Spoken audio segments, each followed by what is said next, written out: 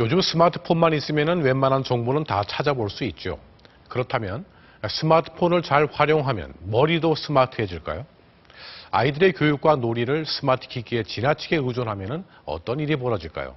오늘 뉴스플러스에서는 스마트 기기와 종이책 중 어떤 게 교육 효과가 더 있는지, 그리고 이 스마트 기기가 아이들 뇌에 어떤 영향을 미치는지 다각적 실험을 통해서 알아보았습니다.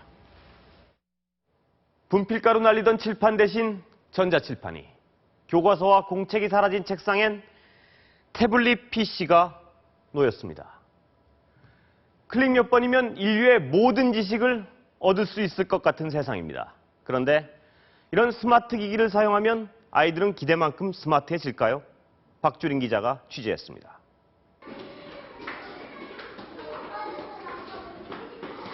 정부는 내후년까지 2조 원을 들여 전국의 학교를 이런 스마트 교실로 바꾼다는 계획입니다. 하지만 무조건 서두르기보다 첨단 기기를 어떻게 활용할지 진지한 고민이 필요한 시점입니다. 기존 연구 결과를 바탕으로 스마트 기기를 통한 학습과 종이책을 통한 학습, 이 두 가지 학습의 효과를 비교 실험해봤습니다. 우선 사전 검사를 통해 인지 능력이 비슷한 두 초등학생을 선발했습니다. 그리고 같은 내용이 적힌 태블릿 PC와 인쇄물을 나눠준 뒤 복잡한 문장에서 특정 단어를 찾아내도록 난이도별 테스트를 10번 반복했습니다. 우선 문제를 푸는 속도. 종이에 문제를 푼 학생이 10번 중 8번 빨랐습니다. 그런데도 오답수는 종이 쪽이 3분의 1 적었습니다. 두 학생에게 인쇄물과 태블릿 PC를 뒤바꿔주고 비슷한 실험을 하자 역시 종이를 받은 쪽이 속도와 정확도에서 우수했습니다. 미국 닐슨 노먼 그룹 연구에서도 태블릿 PC가 활자 매체에 비해 가독성이 6%가량 떨어지는 것으로 나타났습니다. 좀 이해가 안 된다는 느낌. 한두 번 더 읽어야 된다고. 이번엔 종이책과 태블릿 PC 전자책의 뇌파 비교. 태블릿 PC의 경우 종이책과 달리 게임을 할 때처럼 극도의 긴장 상태에서 나오는 하이 베타파가 전두엽에 빨갛게 표시됩니다. 전자책에 있어서는 마치 게임을 했을 때와 비슷한 그런 하이 베타파가 나와가지고 극도로 긴장된 상태에서 공부를 한다고 볼 수 있습니다. 미국 워싱턴 대학 등에 따르면 키보드나 터치 스크린을 누를 때보다 손글씨를 쓰며 공부할 때 이해도와 기억력이 높다는 연구 결과도 속속 나오고 있습니다. 글씨를 쓰게 되면 여러 가지 영역에 대해서 활성화가 됩니다. 뇌세포하고 뇌세포 사이의 연결을 더 풍성했다는 보고가 있습니다. 태블릿 PC로 책을 보면 뇌파가 게임을 하는 것과 비슷해진다. 무슨 의미일까요? 스마트 기기에 의존할 때, 특히 커가는 아이들의 뇌는 어떻게 영향을 받게 되는지 전봉기 기자가 역시 실험을 통해 설명해 드립니다.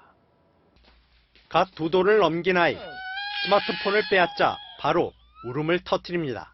엄마 이거 하고 있잖아. 스마트폰에 빠져있는 초등학생. 스마트폰을 감추자 안절부절 못하더니 엄마의 팔을 깨물려고 합니다. 뭐 때문에 화가 났어? 이런 상태가 지속되면 중독으로 이어집니다. 스마트폰에 중독된 한 학생의 뇌파를 측정해봤습니다. 감정 조절과 대인관계 등을 담당하는 우측 전두엽이 파란색으로 일반인에 비해 기능이 현저히 떨어져 있는 것으로 나타납니다. 집 옆에 있는 거 집어 던지기도 하고 발로 차기도 하고 막 옆에 있으면 그게 무서울 정도로. 공격성만이 문제는 아닙니다. 스마트폰을 많이 쓰는 아이가 불빛과 소리에 반응하는 시간을 측정했습니다. 또래들에 비해 시각과 청각 모두 2배가량 반응이 느립니다. 게임 같은 강한 시청각 자극에 익숙해지다 보니 현실의 자극엔 무뎌져 버린 이른바 팝콘 브레인 현상이 나타나는 겁니다. 동영상을 통해서 자꾸 어떤 정보를 접하다 보면 우리가 책이라든지 선생님 말씀을 통해서 들어온 정보들이 적절하게 귀에 안 들어온단 말이죠. 더 나아가 게임뿐 아니라 학습용 영상물 같은 시청각 자극에 아이 혼자 반복적으로 노출되면 심할 경우 후천적 자폐 증상을 보일 수도 있습니다.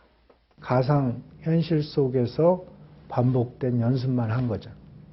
그러니까 이게 바로 자폐아가 인위적으로 만들어진 그런 상황이 된 겁니다.